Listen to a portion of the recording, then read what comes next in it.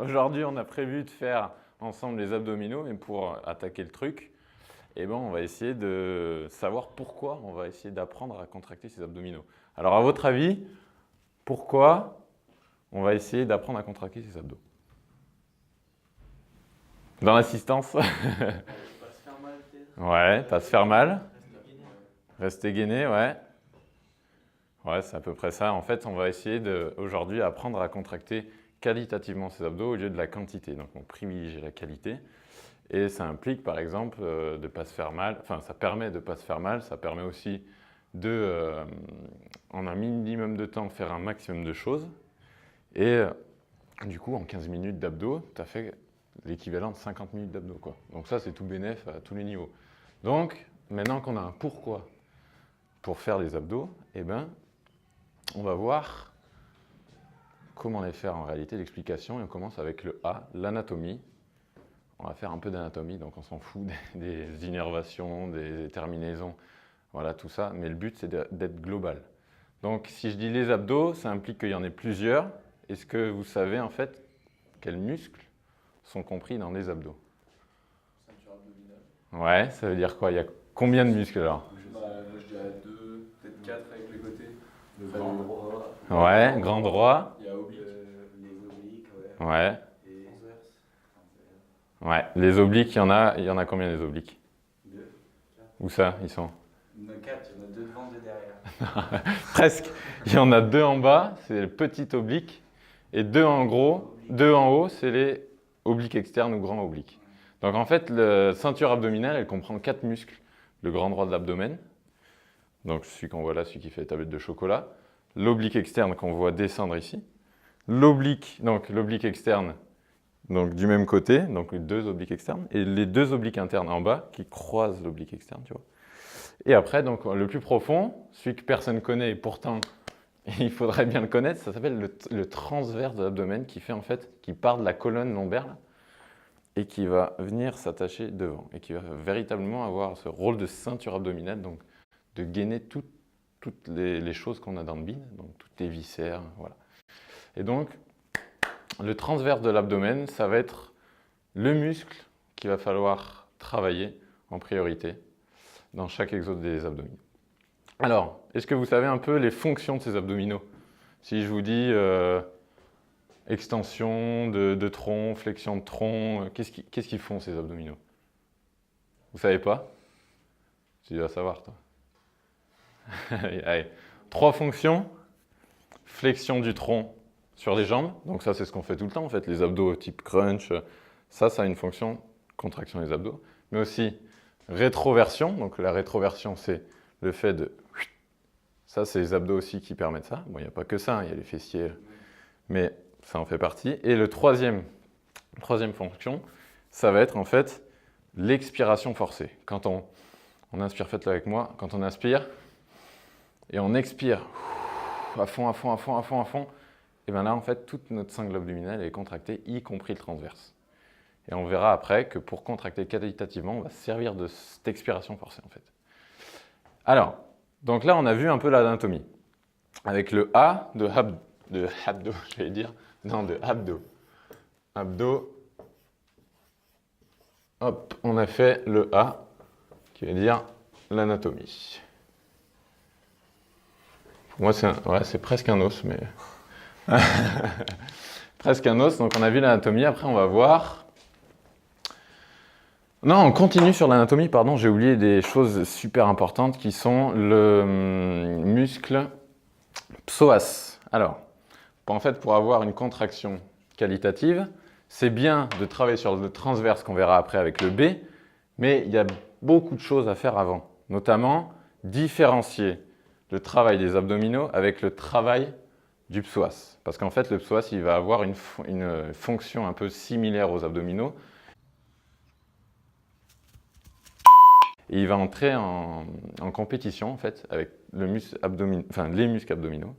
Et du coup, il va falloir éviter de travailler le psoas, parce que le psoas, donc, je rappelle, c'est un muscle qui part de la colonne lombaire et qui va jusqu'au petit trochanter. Et prioriser donc, le travail des abdominaux à contrario de ce muscle. Parce que pourquoi ce muscle, on ne veut pas le travailler? parce que en fait, c'est connu comme étant l'un des muscles le plus chargé en toxines, qui contient pas mal de déchets. Et aussi, le fait qu'on soit toujours assis donc, dans nos journées, en fait, il va être en position courte, le muscle. Et qui dit un muscle en position courte, et ben en fait, il prend l'habitude d'être en position courte. J'en étais où? Muscle en position. Ouais, je voulais dire... Il est habitué à être. Ouais, c'est ça. En fait, plus un muscle va être en position courte longtemps, plus il va prendre la forme qu'il a dans la position courte, c'est plus ça va être dur de l'étirer. Donc en fait, on va avoir un muscle psoas qui est hypertonique. Et donc, ce qu'on veut, c'est surtout pas le travailler parce que ça va encore renforcer sa tonicité, ça va raccourcir encore plus. Donc, important de dissocier le psoas des abdominaux. Et ça, concrètement, comment on fait pour dissocier ça? Eh bien, quand on fait des abdominaux, déjà, on va plaquer notre dos au sol. Ça, c'est la première clé. Il faut que toujours notre colonne lombaire elle soit plaquée au sol et en fait qu'on enroule le tronc sur les jambes. Et pas qu'on lève justement tout le tronc droit, il ne faut pas qu'il se lève sur nos jambes. Parce que là, ça voudra dire qu'on travaille avec le psoas et ce n'est pas ce qu'on veut. Donc bien enrouler la colonne. Donc ça, c'est la première clé. Après, il y a un petite astuce, c'est un peu la contraction volontaire et ça, c'est un peu plus compliqué. Je la mets en deuxième clé. La contraction volontaire, ça va être de se concentrer en fait à travailler sur les abdos plutôt que le psoas. Et ça, c'est avec de l'expérience, on commence à sentir en fait que si tu mets l'attention de contracter avec tes abdos, tu vas vraiment contracter avec tes abdos et pas de psoas. Donc ça, c'est la deuxième clé. La troisième clé, c'est de ne pas faire un travail en fait avec un nombre de répétitions énorme. Parce qu'on va être au-delà de notre capacité à faire des abdos qualitatifs en fait. Et là, la compensation, eh ben, elle va être automatique du psoas parce que les abdos ne vont plus en pouvoir. Du coup, ça va être un muscle qui a un peu la même fonction, une fonction similaire, qui va prendre le relais. Et voilà ce qu'on nous fait typiquement, 50 répétitions. Pour l'instant, moi, je ne suis pas capable d'en faire 50 en étant qualitatif et en travaillant que les abdominaux. Donc ça, c'était la troisième clé. La quatrième clé, ça va être de travailler dans une amplitude en fait, qui est gérable. Ça veut dire que quand on fait un travail de levée et de montée de jambes, là, vous voyez, sur l'exercice, eh ben, le but, ça va être de pas trop descendre les jambes, parce que si on est trop faible de la ceinture abdominale, en fait, les abdos, ils vont plus travailler et ça va être le psoas, qui est un muscle plus facile à recruter et plus fort, qui va prendre le relais. Donc, de descendre les jambes en fait jusqu'à là, puis de les remonter, il y en a qui sont capables, parce qu'ils ont des abdos, enfin ils sont très forts des abdos. Et pour l'instant, moi, je sais que j'en suis capable. Je sais que j'en suis pas capable, alors je descends pas jusqu'au bout, tu vois. Et chacun en fait doit adapter à son niveau et pas se mentir à soi. Donc là, c'était la cinquième clé. Et la sixième clé, ouais, les courbatures dans l'aine. Ah oui, il en manque deux, il me semble. Donc c'était la quatrième clé. Donc la cinquième clé, c'est tout simple, c'est pour savoir qu'on a travaillé le psoas et pas les abdos. En fait, le lendemain, c'est possible qu'on ait des courbatures juste là, dans l'aine en fait. Je ne sais pas si vous en avez déjà eu, vous, non. Après avoir fait des abdos, en fait, c'est le psoas qui a travaillé. C'est ça que ça veut dire. Et la dernière clé, donc voilà, super important, ça c'est, je vois tout le temps ça, c'est quand on fait des abdos, on cale ses pieds en dessous d'un truc. Et ça, surtout pas faire. Parce que tu vas travailler en fait sur la flexion de hanche, et donc le psoas. Donc, pied libéré. C'est le pied collé au sol? Moi, non, ça c'est en fonction du confort. Moi, je mets le talon, ouais, voilà. Donc ça, c'était les 6 clés pour en fait faire un travail des abdominaux qualitatif. Mais maintenant, on va voir que on est obligé de passer par le B, qui signifie bière. Le B, j'associe ça à bière, comme ça vous allez le retenir. Et en fait, ça veut dire qu'on va apprendre avec la bière à contracter le transverse. Pourquoi avec la bière? Parce que je vais vous donner un petit moyen mémotechnique à l'aide de la technique de la phrase clé. On va prendre 3 étapes et on va en faire IPS. IPS pour inspiration avec le ventre. Après, le P, ça va être pipi stop parce qu'on va contracter le périnée en fait. Et cette contraction du périnée, elle va automatiquement contracter le transverse. Ça, c'est au niveau nerveux, c'est crucial à comprendre. Et Donc on a le I, on a le P, et IPS, on a souffle. Comme on a vu, la fonction des abdominaux, ça va être l'expiration. Donc là, on va souffler en rentrant le ventre. OK? Donc ça, c'est les 3 étapes hyper importantes pour contracter le transverse. Donc, vous le faites avec moi, on inspire, avec le ventre. Ouais, et là, on contracte le périnée, on se retient de faire pipi et se retient de faire caca, OK? Et on souffle en rentrant. Ouais, vous sentez comme c'est dur là? Vous sentez cette sensation? Ça tire déjà. Et déjà, ouais, rien que faire ça, déjà, ça peut être un exercice. Et en fait, le but, c'est d'utiliser ça, donc ces 3 étapes, de les recaler à chaque fois qu'on fait des abdos, à chaque fois qu'on fait du gainage, à chaque fois qu'on fait du squat, parce que là, la transmission des forces, elle est optimale. À chaque fois qu'on va être puissant sur nos défenses, sur le terrain, sur les phases de saut, d'appel, ça, à mettre partout. Et même dans la vie courante, le port de charge, le soulever, on a une caisse à porter, hop, on relâche, 3 étapes, hop. Et plus on s'entraîne en fait, plus on arrive à le faire vite et plus on arrive à l'intégrer au quotidien. Et c'est ça le but. Donc ça permet de contracter en fait le transverse. Et le D, donc c'est... Salut Yéa. Ouais, vas-y, t'inquiète. Le D, on fera un petit récap à la fin pour toi, quand même. Le D, en fait, c'est ce que je viens de dire. Le D, pour moi, c'est associé en fait à l'entraînement, parce que tu t'entraînes à lancer les dés. Et pour moi, l'entraînement, donc ça, c'est le but, c'est ce que je viens de vous dire, c'est de l'appliquer à l'entraînement et à la vie courante. Donc là, on a stocké l'information vie courante, entraînement. Et le O, eh ben, c'était ma petite ouverture. Ouverture pour vous dire en fait que c'est bien de faire des abdos, mais le problème, c'est que le fait de fléchir le tronc sur les jambes, on va avoir en fait un écrasement de toutes les viscères, ça va pousser vers le bas et en fait ça va s'appuyer contre le périnée. Et ça, c'est un problème qui peut engendrer plus tard, si on, à force de faire des abdos, à force, des problèmes d'incontinence, des descentes d'organes aussi. Voilà, chez les filles, des fois c'est prolapsus, ça s'appelle. Il y a un problème au niveau des organes qui descendent et il n'y a plus rien qui les arrête parce que le plancher pelvien, il est trop faible en fait. Donc là, ça va bien, on est tous en santé, on fait tous des abdos voilà, sans vraiment faire attention.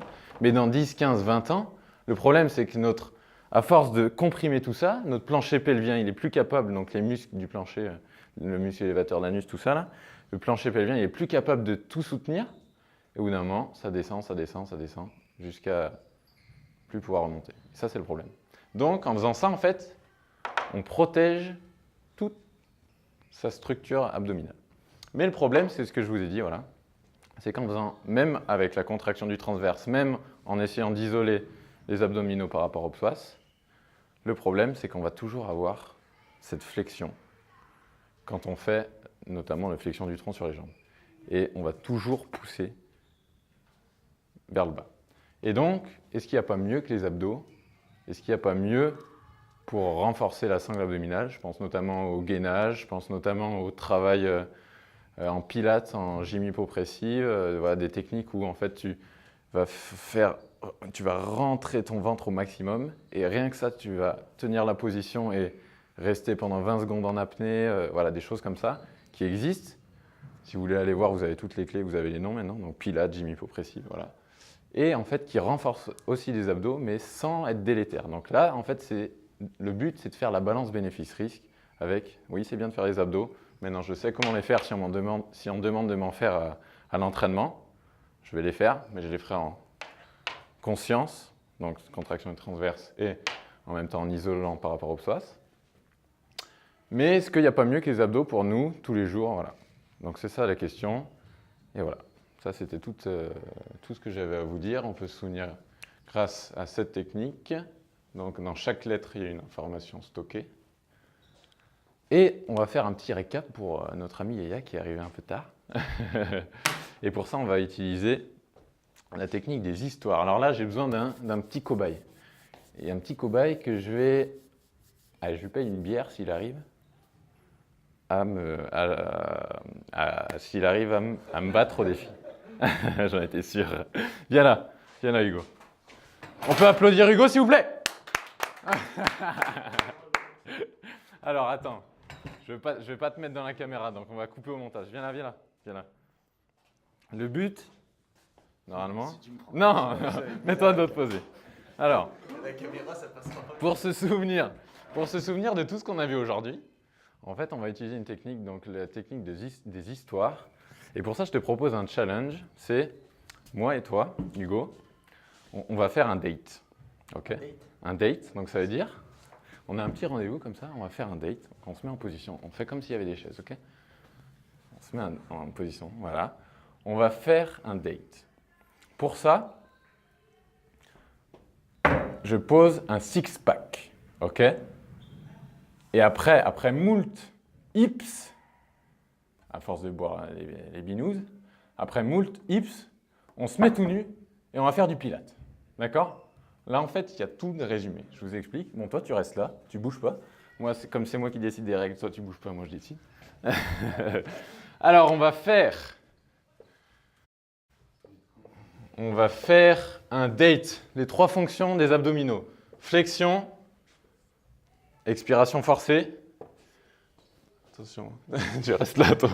Expiration forcée et ça, rétroversion du bassin. Ok? On va faire un date pour les 4 abdominaux. Avec le grand droit, l'oblique interne, l'oblique externe, le transverse de l'abdomen. Ok? Oh! Tu veux gagner cette binouse ou pas? Donc, on va faire un date. Pour ça, je sors le six-pack. Hop! Vous venez du geste. Là, en fait, six-pack, 5 astuces pour différencier le transverse et le psoas. Ok? Bouge pas. Tu vas la mériter, ta bière. Six-pack, le six-pack, donc le P de pack, ça me fait penser à pourquoi on va faire ça? Pour éviter d'avoir des blessures, pour augmenter nos performances, pour gagner du temps. Donc ça, c'est important de l'avoir en tête. Et le dernier truc, c'était... Ouais, l'entraînement, mais quand je... Ah oui, on va se mettre tout nu. Après une moult hips, donc on a vu que c'était un spi, pipi, stop, soufflé. Eh ben, on va se mettre tout nu, ça c'est juste pour le kiff, et faire du pilate. Voilà. Pourquoi j'ai fait ça? Parce que normalement, Hugo, bon, je sais pas s'il l'a bien fait, mais normalement, là, ça doit chauffer dans les cuisses. Ouais. Le fait que ça chauffe dans les cuisses, en fait, si un jour on lui demande « Qu'est-ce que tu as fait à cette conférence, Clément? Qu'est-ce que tu as fait qu'est-ce que Hugo t'a appris à cette conférence, tout ça ?» Eh ben, il va se souvenir, en fait, qu'il a eu mal aux cuisses. C'est la première chose, parce qu'en fait, je mets de l'émotion, je mets de la douleur, donc une émotion, en lui, dans son cerveau, qui va me servir de crochet pour ensuite « Ah, j'ai eu mal aux cuisses. Pourquoi j'ai eu mal aux cuisses? Parce qu'il m'a fait mettre sur la table. Ah oui, on avait un date avec... Ah oui, c'était date avec les 4 abdominaux, mais attends, on va faire un date F-E-R, les 3 fonctions. Après, j'ai sorti le six-pack. Ah oui, il faut différencier le psoas des abdominaux avec les 6 stratégies que j'ai données. On va faire six-pack. Ah oui, après moult hips. Ah oui, les 3 techniques. Hop, et en fait, il y a tout. Et le but, c'est que moi, j'ai un rêve, c'est qu'un jour, il y a un prof, il arrive et il nous donne son cours. Et à la fin des 2 heures, plus besoin de travailler. Et c'est ce que j'ai envie d'essayer avec vous. Voilà. Donc Hugo, toi, tu as le bonus d'avoir une bière, parce que tu as gagné par rapport à moi. Et en plus, bon, tu as fait un peu de sport, ça c'est tout bénef, pour la plage cet été. Et... Bon travail. Et en plus, tu as un avantage par rapport à eux, c'est que toi, tu as de l'émotion. Donc voilà. Juste une question. Ouais, pas de souci. Pour l'isoler, de l'étirer, du coup, vu qu'on est tout le temps en train de le contracter, c'est hyper bien de l'étirer. Ouais, c'est ça. Par contre, faut... Ouais, c'est vraiment l'étirement que le must. Et ce qui est très très peu connu. Tu vois, cet étirement là-dedans. Genou par terre. Hop, genou par terre. Je l'ai connu en terminale. Alors que ça faisait des années que j'avais mal dans l'aine, j'avais des problèmes, je faisais des abdos sans vraiment savoir. Et que ça me... Avec les pieds, j'en faisais 100 des abdos. Hein. Par contre, 100, c'était qu'avec le psoas. Hein. Donc au final, voilà. Et je pense que ça va être un sujet d'une prochaine petit speech. Je te fais ton petit... Ouais, petite préparation. Étirement, oui, mais pas n'importe comment. Et on verra qu'il y a plusieurs façons d'étirer, plusieurs modalités d'étirement et qu'il faut être précis si on ne veut pas se faire mal aussi. Voilà. Et les étirements, tu feras une vidéo dessus, genre sur tous les Ouais, étirements en général? Je pense, ouais. que Parce ça, qu'il y a trop de... ça m'intéresse. Putain, moi j'aurais rêvé apprendre ça en première, terminale, où putain, je cherchais partout, personne ne savait les étirements. Est-ce que c'est bien de s'étirer? Non, c'est pas bien. Oui, c'est bien de s'étirer. Par contre, il faut le faire consciemment et de façon intelligente. Ce que tu veux, faut chercher ce que tu veux. Ouais, il faut, en fonction de ses objectifs, il faut adapter, quoi. Voilà.